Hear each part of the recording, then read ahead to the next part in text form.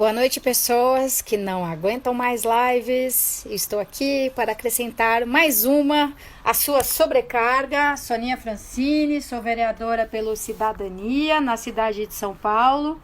E eu quase não entrei na live porque eu vi que o Eduardo Jorge está ao vivo e eu amo Eduardo Jorge. Eduardo Jorge, que foi secretário do Verde e do Meio Ambiente em São Paulo por 2 gestões, de 2005 a 2012.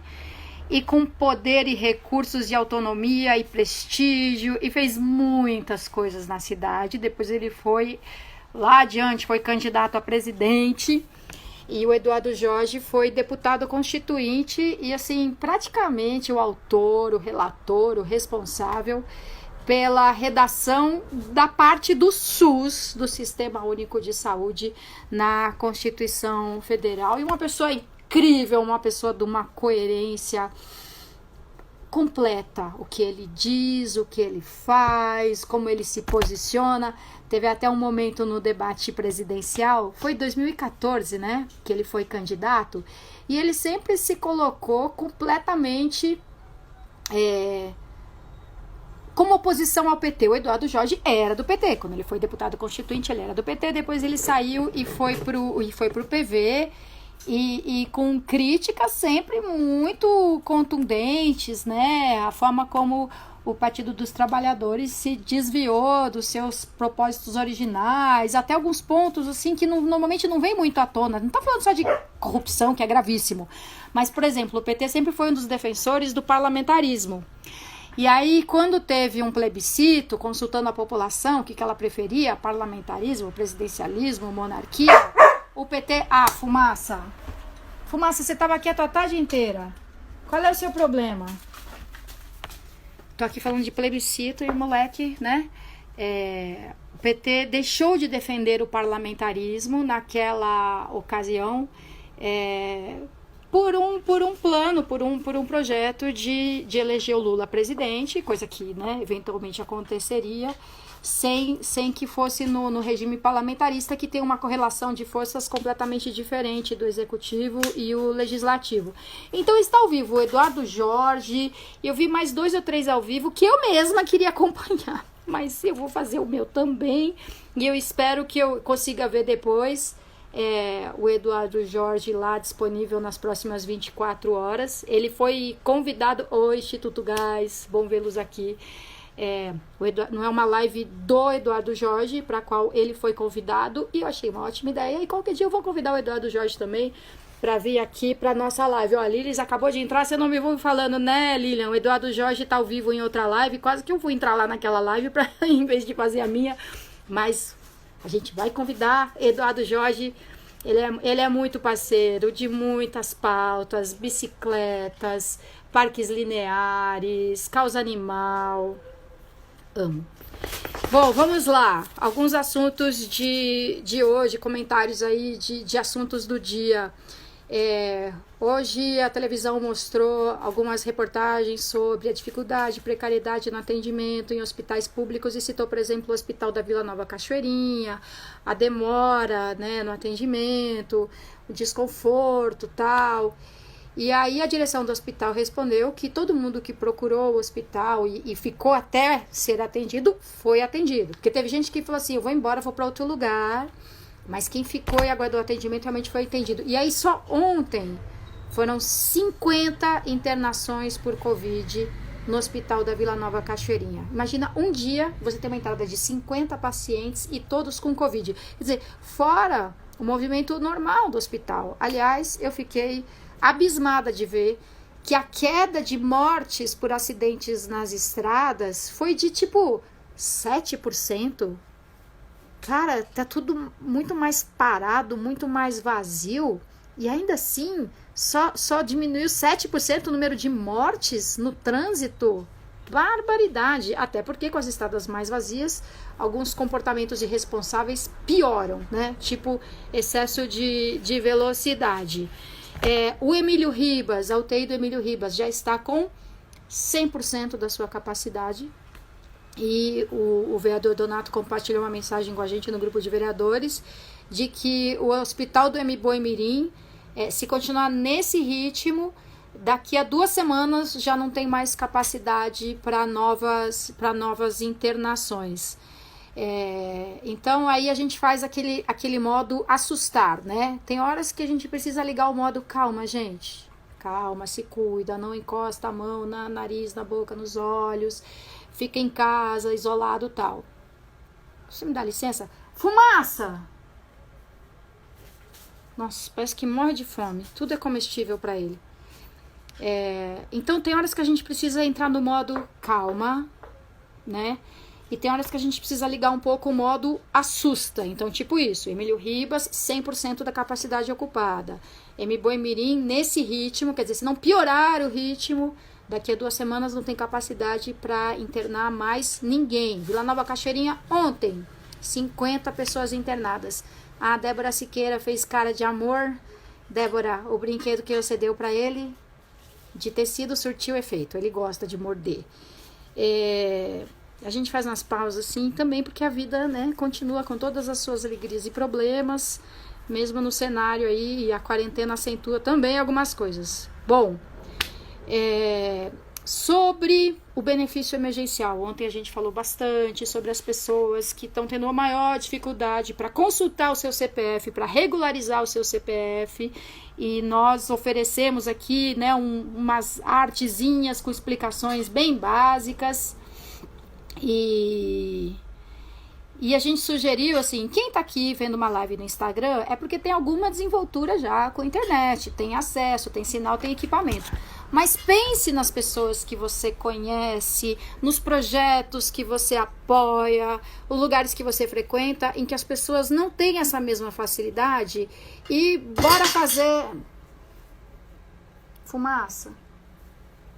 A cara de coitadinho, de santinho, disfarçando. Preciso tomar cuidado para ele não comer aquele livro que não é meu, é emprestado. Bora ajudar as pessoas. Pensa nas pessoas que você conhece, que trabalham na sua empresa, o porteiro do prédio, a família do porteiro do prédio, o zelador, enfim, as comunidades que você conhece e apoia. Pensa em montar aí um serviço, uma assessoria de como regularizar o bendito do CPF para as pessoas não passarem a noite na fila na porta da Receita ou coisa parecida. E a Câmara quer que o Senado aprove logo aquele projeto de auxílio financeiro aos estados e municípios em função da queda de arrecadação de ICMS e ISS. E aí o presidente do Senado, Davi Alcolumbre, virou para a Câmara e falou assim: então vocês podem, por favor, aprovar aquele projeto que a gente já, né, passou pelo Senado e ainda aguarda a votação na Câmara? E a última notícia que a gente teve é que isso só vai ser votado amanhã na Câmara. Rogério Palestrante fala: na quarentena meu gato tem dado trabalho. Olha, os gatos nem me dão trabalho, é o Fumaça mesmo que é doido. Então, o que aconteceu? Vocês lembram que a Câmara Federal aprovou a concessão do auxílio emergencial de R$600 para tais e quais pessoas e R$1.200 para aquelas mães que são mães sozinhas que sustentam a família. Aí o projeto foi para o Senado e na primeira votação, o senador Alessandro, não lembro o sobrenome, do Cidadania de Sergipe, Alessandro Vieira, pode ser? No relatório dele, ele já ampliou um pouco o alcance desse benefício emergencial. E depois, logo assim, no dia seguinte, o senador Espiridião Amin foi o relator de um projeto do Randolph Rodrigues, e aí apresentou ali um substitutivo que ampliou mais ainda a relação de pessoas que poderiam ser beneficiadas com os R$600 emergenciais. E também tornou os critérios assim um pouco mais abrangentes e generosos. E o que acontece? A Câmara Federal ainda não aprovou essa parte. Então, olha quem que o Senado... Alessandro Vieira, me ajuda aqui, o Cezinha, senador pelo Cidadania de Sergipe. Olha as categorias profissionais que os senadores incluíram como elegíveis para receber o benefício: agricultores familiares, artistas e técnicos de espetáculo, aquicultores, catadores de materiais recicláveis, diaristas, feirantes e barraqueiros de praia, garçons, guias e agentes de turismo, manicures e pedicures. Deixa eu ver quem mais, tirei do lugar aqui. motoristas de táxi e mototaxistas, motoristas de transporte escolar, pescadores artesanais, técnicos agrícolas, vendedores ambulantes e camelôs. Então, essas categorias que foram incluídas pelo Senado ainda dependem de aprovação da Câmara Federal. Então, algumas categorias foram ampliadas, outras foram incluídas, né, não estavam na lista antes. É muito importante que a Câmara decida de uma vez se entram todas essas, se não entram. Eu achei meio estranha a inclusão na votação de ministros de culto, missionários e teólogos, ainda que o sustento deles, a sobrevivência, dependa das contribuições feitas nos cultos, nos locais de culto. Não é exatamente uma atividade econômica, né, que se possa dizer prejudicada pela pandemia. Enfim, vamos ver o que a Câmara decide em relação a isso. Outras duas coisas que eu queria comentar aqui hoje é algo que os especialistas, os técnicos já vêm dizendo faz tempo. É muito importante testar o maior número de pessoas. É fundamental, ajuda muito a ter a noção de quantas vagas a gente ainda vai precisar, quantas pessoas precisam estar em isolamento. Além de que não tem disponível exames para todo mundo, não tem, os governos estão encomendando, precisa vir da Coreia, da China, da Índia. Tem um problema muito sério. Se o exame não for super bom, ele pode dar um falso negativo. Um falso positivo podia até levar ao uso desnecessário de alguns recursos, né? Tipo, deu positivo para Covid, mas não era Covid. Agora, um falso negativo é muito sério. A pessoa faz o teste e fala, não é Covid. Imagina! Então, precisa ter muito cuidado com a aplicação ampla, disseminada, universal de testes que podem dar resultados não confiáveis. Isso é ainda mais grave. Se você não sabe se você tem Covid ou não, eu sempre falo, considere que você tem. Se você tem sintomas que podem ser de Covid, considere-se com Covid, comporte-se como alguém que tem Covid. Isolado, com todos os cuidados possíveis de asepsia. Se você tiver falta de ar, corre para um hospital. Se não, se cuida. Agora, imagina, você vai lá, faz o teste, dá negativo e era Covid. Muito grave isso. E últimos comentários sobre notícias de hoje. Eu nem vou falar da possível saída do Mandetta, que felizmente não se confirmou de novo, né? E ainda por cima ele manteve ali o seu secretário executivo de vigilância sanitária. Não sei se é vigilância sanitária o termo, acho que não. Mas outra notícia, enfim. O Trump retirou o apoio financeiro dos Estados Unidos à Organização Mundial de Saúde, porque essa é uma organização como a ONU, como a Unicef, que é sustentada por recursos dos vários governos nacionais. E o presidente dos Estados Unidos, Donald Trump, retirou o apoio dos Estados Unidos, que é tipo 400 milhões de dólares, uma coisa assim. Falei assim, não, eu vou ver se eu mantenho esse apoio ou não. Oi, André Montoro, prazer vê-lo aqui. E aí o que o Trump diz? Que um absurdo, a OMS só negou informações, a OMS jogou o jogo da China e demorou para alertar o mundo para o risco que eles estavam correndo. Olha, a OMS foi elevando o nível de alerta gradualmente. E chegou uma hora que finalmente ela declarou pandemia. Agora, se ela demorou, ok, podemos até concluir que demorou, devia ter sido mais arrojada, assim, né, na hora de decretar um estado de pandemia, pode ser. Mas ela já tinha decretado pandemia e o senhor Donald Trump continuou tratando como a gripezinha, né? Não, os Estados Unidos não podem parar, somos maiores do que isso. Então, se ele quer culpar a OMS porque demorou para alertar, é super fácil desmascarar. A OMS já tinha alertado para o risco seríssimo, para o estado de pandemia, e o Trump ainda demorou bastante para tomar medidas necessárias. E outra do Trump, patético, é que lá também eles aprovaram um auxílio emergencial que as pessoas vão receber na forma de um cheque do governo. E normalmente esse cheque é assinado por uma autoridade, um servidor público, né, do equivalente ao Banco Central de lá, não sei bem quem assina, Tesouro. E agora o Trump quer que a assinatura dele, pessoalmente, apareça nesses cheques que as pessoas vão receber. É uma coisa tão absurda. Se dissesse que sempre foi assim, o presidente é quem assina o cheque, mas que o presidente agora assine, é muito bizarro. O Marcos do Munguzá, gratidão pela ajuda às moradoras do centro de São Paulo via teatro de container. Munguzá, gratidão a vocês pelo que vocês fazem normalmente no teatro de container, pelo que significa aquele lugar maravilhoso naquele território, e mais ainda que vocês estão sendo ali um verdadeiro espaço de convivência que já não existe normalmente como deveria existir, e que agora no cenário da pandemia, com atende fechado, com recomeço também, com acesso super restrito, é terrível, cara. Tudo que a gente puder fazer para apoiar vocês, ajudando, com doações, com serviço, com os recursos da emenda parlamentar, faremos tudo. Wellington Moraes diz, sabemos que a China ocultou informações sobre a doença por muito tempo. Ocultou por algum tempo, sim. Nem foi tanto tempo, porque logo a notícia... Eu lembro da primeira notícia que eu falei, cara, será que isso é sério mesmo? Que era assim, China anuncia a ocorrência de casos de gripe por uma nova forma de coronavírus. E aí no dia seguinte, de novo a notícia.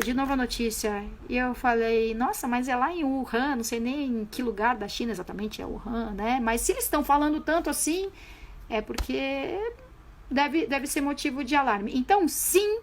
Aliás, o primeiro médico que notificou, olha, tem uma versão aqui de corona que a gente não conhece ainda, para a qual não tem o antiviral, ele foi desmentido pelas autoridades, ele foi calado, silenciado pelas autoridades, porque a China é um regime ditatorial. Se é comunista, é de se perguntar, né? Porque eles exercem um capitalismo assim, quase violento às vezes, ou violento de fato, mas enfim... É uma ditadura, é um país de partido único, é um país que não admite oposição, é um país que censura as manifestações políticas, que tem filtros na internet, que monitora todo mundo. Eles não têm WhatsApp lá, eles têm um outro programa que é deles, e eles monitoram tudo, o tempo todo. Então, sim, a China calou o médico, esse médico foi vítima fatal do coronavírus, e depois o próprio governo da China se desculpou com ele. Então, assim, sim, demorou. Mas esse ato, essa demora, a China já tinha fechado o Wuhan, que tem a mesma população de São Paulo, tipo 12 milhões de habitantes, fechou a cidade, e o mundo continuou lidando com isso, assim, sem dar o alerta no nível que precisava. E, aliás, sobre isso eu acho estranho, como a gente tem pouca notícia do Irã, né? Porque depois da China, os dois lugares em que a contaminação atingiu graus mais elevados, preocupantes, alta mortalidade e tudo, foram a Itália e o Irã.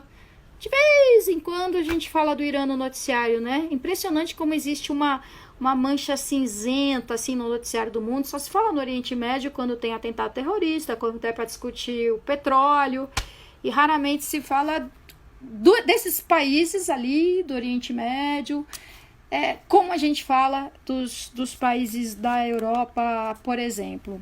Oi, Geraldo da escola, bom tê-los aqui. Então, já falei o que eu queria sobre o Trump. Agora, tem uma notícia que entrou assim no final da tarde, que é tão absurda. Desculpem, vai ficar meio mais chato agora ainda, porque é sobre lei e manifestação do judiciário. Mas o que aconteceu foi o seguinte... um vereador compartilhou uma notícia no nosso grupo. Cadê? A notícia era assim: Dias Toffoli decide que estados e municípios não podem impor restrição à circulação de pessoas. Aí eu falei, não, pera, como assim não se pode impor restrição à circulação de pessoas nesse nosso estado de calamidade pública, de pandemia e coisa e tal? Aí eu fui ler a notícia. E a notícia reproduz trechos da manifestação do Dias Toffoli. Então vamos lá. O que aconteceu? O governo do estado do Piauí baixou lá um decreto de emergência de calamidade pública por causa da pandemia. E aí, pelo que se depreende aqui dos autos do processo, que a Ambev, que tem uma planta lá no Piauí, entrou com uma ação contra o decreto e aí conseguiu lá uma primeira decisão, uma decisão de primeira instância a seu favor. E aí a prefeitura de Teresina recorreu com as seguintes alegações. Deixa eu achar aqui o texto.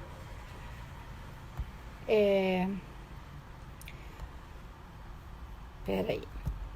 O que a prefeitura alega, assim, justifica porque é que implantou medidas restritivas. Parará. Não, só tô achando aqui as respostas do ministro Toffoli. Então tá aqui, olha, foi determinado por um juiz de primeira instância autorizar o pleno funcionamento das atividades industriais da Ambev S.A., que fica obrigada a cumprir as medidas estabelecidas no decreto estadual tal de tal. E aí a prefeitura de Teresina fala que essa decisão do Tribunal de Justiça do Piauí, abre aspas, viola frontalmente a Constituição Federal, em especial o direito à saúde, e viola a competência dos municípios para legislar sobre saúde pública, sobre assuntos de direito local e suplementar a legislação federal e estadual. E diz ainda que essa decisão do Tribunal de Justiça de que a Ambev poderia funcionar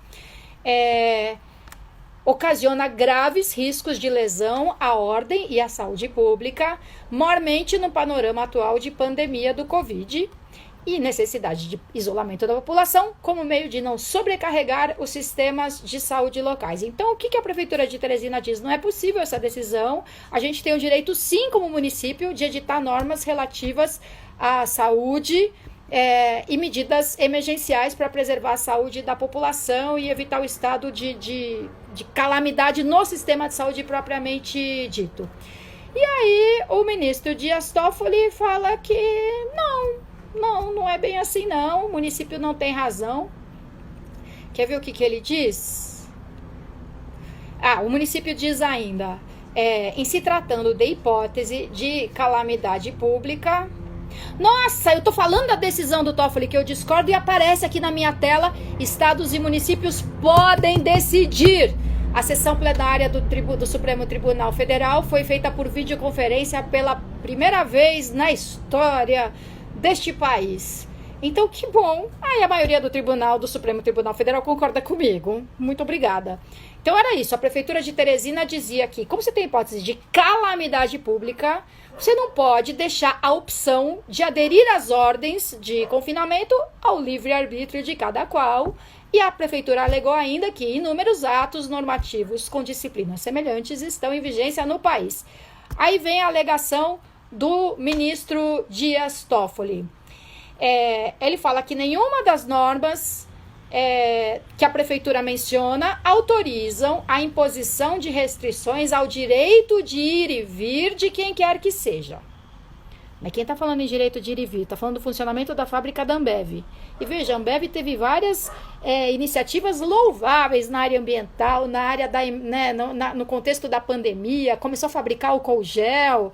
Não sou contra a Ambev, mas veja, como é que o funcionamento da Ambev tem a ver com a restrição do direito de ir e vir, que é o que o Toffoli estava dizendo que o decreto estadual fazia.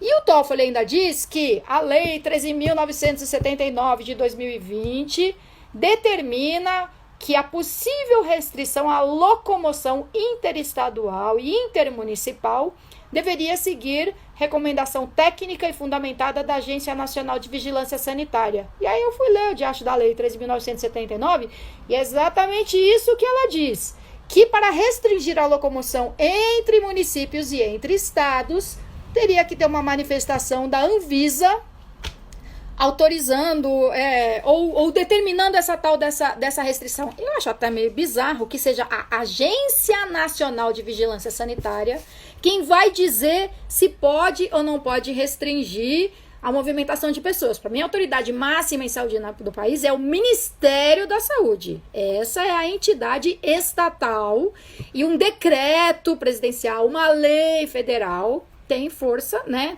Tem poder coercitivo. Aí vai ser a Agência de Vigilância Sanitária quem vai necessariamente dizer se é ou não é para restringir a circulação. Mas eu gostando ou não gostando, isso é o que está na lei. Mas é isso, a lei fala na restrição à circulação em acesso em rodoviárias, aeroportos, portos. Não fala nada sobre funcionamento ou não de uma indústria.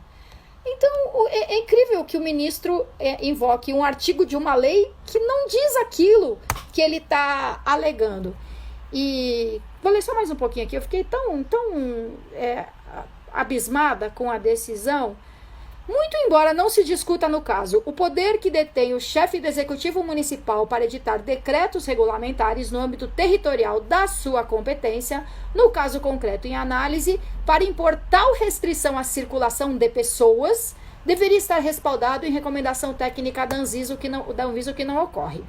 Então, fácil constatar que o decreto carece de fundamentação técnica. Aí vem uma frase incrível. Oi, digital, já vejo... Depois eu vejo o seu link, eu não vi ainda não. Olha o que diz o ministro Toffoli. Não podendo a simples existência da pandemia, que ora assola o mundo, servir de justificativa para o decreto. Não é incrível essa frase? A simples existência da pandemia, que ora assola o mundo, não serve de justificativa. É fantástico chamar a pandemia que assola o mundo de... a simples existência, né? Não é a cogitação, a previsão, é a existência da pandemia, que é uma coisa, simples existência. Bom, e aí ele fala que a gravidade da situação exige a tomada de providências estatais, mas sempre através de ações coordenadas e devidamente planejadas pelos entes e órgãos competentes e fundadas em informações e dados científicos. Então, enfim, o ministro Toffoli tinha dito que sim. Como não se pode restringir o direito de ir e vir, então a fábrica da Ambev poderia voltar a funcionar. Se ele usasse outras razões, se ele dissesse, porque o que diz lá o decreto do estado do Piauí? É parecido com todos os outros decretos que vêm sendo publicados aí, Brasil adentro. Cadê o decreto? O Vinícius pegou para mim e eu imprimi, tá aqui, ó. O que o decreto diz? Que só podem funcionar as atividades fundamentais, desde que os estabelecimentos usem todas as medidas necessárias para proteger os seus clientes e os seus trabalhadores. Então, quais são as atividades consideradas essenciais? Vou resumir. Mercearias, mercados, farmácias, lavanderias, postos de combustíveis, hotéis com atendimento exclusivo dos hóspedes, serviços de segurança e vigilância, bancos, telecomunicação. É isso. Não pode consumir alimentos no local do estabelecimento e etc. Então, se o ministro Toffoli dissesse, olha, não dá para impedir o funcionamento da fábrica da Ambev, porque ela está contribuindo com os esforços para o combate à pandemia, inclusive produzindo álcool gel, podia ser. Mas dizer que a lei federal não permite cercear o direito de ir e vir sem que a Anvisa se manifeste, por isso eu vou autorizar o funcionamento da fábrica da Ambev, é uma relação de causa e efeito muito louca e que a maioria do Supremo Tribunal Federal, em sessão plenária, pela primeira vez na história, acaba de derrubar e dizendo que os municípios e os estados têm sim o direito de estabelecer essas medidas de restrição à circulação. Ponto parágrafo, bloco 2. Notícias da Câmara Municipal de São Paulo. Hoje aprovamos em primeira votação 54 votos favoráveis. Faltou um voto porque o vereador Ota está em licença por razões de saúde. Votamos um projeto enviado pelo Tribunal de Contas do município dizendo os 10 milhões de reais que tem ali no nosso fundo de despesas podem ser transferidos para que a prefeitura use, de preferência em saúde e assistência social, no enfrentamento à pandemia. Nós, vereadores, eu sugeri, redigi, 28 vereadores assinaram, vários outros apoiaram, mesmo sem assinar, essa sugestão para o presidente do Tribunal de Contas do município, porque a gente fez isso com o fundo de despesas da Câmara Municipal. Olha, tá vendo aqui tem 38 milhões de reais que a gente podia usar para várias coisas aqui necessárias, inclusive. Pode parecer que não, mas tem umas instalações da Câmara que são muito bizarras. O pessoal que trabalha assim no -1, o pessoal da engenharia, são condições horríveis, pavorosas. Enfim, as obras podem esperar mais um pouco, e esses 38 milhões de reais vão para a pandemia. E aí a gente fez um ofício bacaninha, caprichado, dizendo, o Tribunal de Contas, vocês não acham que é uma boa ideia? O Conselho Nacional de Justiça também fez isso, o Conselho Nacional do Ministério Público, e o Tribunal de Contas recebeu esse ofício na quinta-feira à noite, véspera de feriado, e ontem, terça-feira, já tinha protocolado o projeto de lei, e hoje os vereadores já aprovaram na reunião conjunta de comissões e em primeira votação em plenário. Segunda votação é sexta-feira e com certeza absoluta. Esse projeto vai ser aprovado também. Parabéns aos envolvidos. E como esse bloco, essa live já ficou longésima demais e depois o Márcio me mata porque ele tem que baixar, subir, publicar para reprise, eu não vou falar muito mais coisa não, a não ser lembrar aqui o edital do ADSampa, que vai premiar com R$100 mil mais mentoria, o desenvolvimento de soluções inovadoras de base tecnológica de enfrentamento ao Covid. Continua com inscrições abertas e eu acho que é só até amanhã ou fim da semana. Então, você que é do ramo de inovação, de soluções tecnológicas, corre lá, porque ainda dá para se inscrever no edital. Tem o edital também que é feito pela Paula Souza, Hackatrouble, inscrições até sexta-feira, então queria reforçar isso. O Instituto Fazendo História tem um perfil com esse nome no Instagram, também está divulgando as inscrições para as atividades iniciais de formação para famílias acolhedoras. Família acolhedora é uma figura na assistência social, uma figura, é uma modalidade de serviço socioassistencial em que uma criança, 18/4 me diz Alice, acho que o edital da ADSampa, né? 18 é sexta, não sei. Bom, família acolhedora. É um serviço socioassistencial em que uma criança que precisa ser afastada dos seus pais ou responsáveis por um determinado período em nome da sua própria segurança e bem-estar e direitos, em vez dela ir para um abrigo, onde ela vai ser uma entre 20 outras crianças, cuidadas num regime totalmente artificial, por mais que a gente queira reproduzir um clima de uma casa num abrigo, nunca vai ser a mesma coisa, que essa criança possa ser acolhida por uma família por aquele período e depois ela volta ou para a família de origem ou para a família estendida, mas ela não chega a passar por um abrigo, que é sempre uma experiência, se possível, a ser evitada. Se não tem outro jeito, ótimo que haja abrigos e que eles sejam os melhores possíveis, mas existe essa figura da família acolhedora. O Instituto Fazendo História já fazia isso antes da Secretaria Municipal de Assistência Social começar a fazer, como vai acontecer agora. Então, eles têm total expertise, eles são uma das maiores referências nisso, e eles estão convidando pessoas que têm interesse em talvez serem essa família acolhedora, acolher crianças temporariamente nas suas casas, que se inscrevam para participar das primeiras formações. Então, se você tem interesse, ou conhece alguém, amiga, irmã, cunhada, nora, genro, que talvez pudesse se interessar por isso, recebe uma ajuda de custo, sim, da prefeitura, para poder acolher essa pessoinha a mais no seio da família. Então, Hackathon termina nos próximos dias, Hackatrouble termina dia 18, pelo que as meninas me disseram, e a gente continua no Instagram, no Facebook, no site soninha.com.br, divulgando notícias, prestando serviço. Márcia Ledesma, querida companheira de cidadania, militante de vários temas aí, feminista, direitos LGBT, populações vulneráveis, bom ter você aqui também. Então, site, Face, Instagram, a gente continua divulgando notícias, nossos comentários e visões sobre as notícias, prestação de serviços e os apelos também, os convites à solidariedade, articulação, mobilização comunitária e humanitária, para a gente manter essas duas linhas de ação. Atenção, é preciso estar atento e forte, e solidariedade. A gente não pode relaxar em nenhuma das duas, nem dar atenção e nem achar que já tem tanta gente fazendo tanta coisa, acho que tudo bem se eu não ajudar. Não, todo dia se come, todo dia se gasta sabonete, todo dia se bebe água. Então, por favor, continuem contribuindo.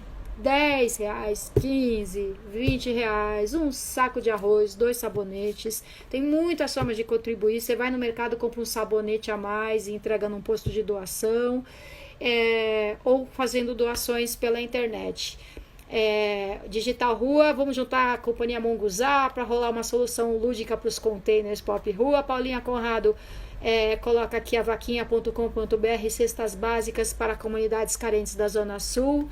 Vai, Lilian, mostra o que acabou de chegar para você, que eu vou desligar. Oi, Janaína Itapoá. Ocorre que, mesmo com a suspeita e a determinação para permanecer em isolamento e não prestar qualquer atendimento à população, mesmo com a suspeita e a determinação para permanecer em isolamento, segue aí, Lilian, copia e cola rápido. Mas é isso, gente, nem achem que o cuidado deixou de ser necessário. Eu posso estar com Covid e não sei, então eu posso contagiar 1, 2, 10 pessoas sem nem saber, eu posso ser contagiada se ainda não fui, então não relaxar do cuidado e também não relaxar na solidariedade, na mobilização comunitária. Tem muita gente se mobilizando, mas continua faltando muita coisa. A gente vai e reúne com doações, vaquinha, consegue 100 cestas básicas para doação em uma determinada comunidade. Cara, tem 10 mil famílias. 10 mil famílias. É desesperador. Bom, a Lilian ficou me prometendo. O médico continuou prestando atendimento, mesmo com as recomendações para se manter isolado. Olha, a Lilian vai continuar compartilhando depois para eu entender melhor o que aconteceu. E vocês ficam no suspense. Ai, que lindo! O médico, por conta própria, decidiu cumprir plantão no pronto atendimento de Itapoá nessa terça-feira. Aí tem uma vírgula, ela vai continuar com a notícia, mas a gente vê pessoas trabalhando tão heroicamente, tão além do necessário, do determinado, do obrigatório. Muita gratidão a todas elas. Assim, para que serve gratidão? O que adianta bater palma na janela? Eu que sou budista, acredito mesmo que a nossa mente não está restrita aos limites físicos do corpo, que a gente tem um impacto no mundo, sim. Então vamos dedicar aí nossas melhores aspirações a todas as pessoas heróicas, profissionais ou não, que estão mobilizadas aí para melhorar as condições de todos. Então, cuidado, solidariedade, mantendo em alta. Esse médico recebeu positivo para o novo coronavírus. Nossas orações dirigidas a eles.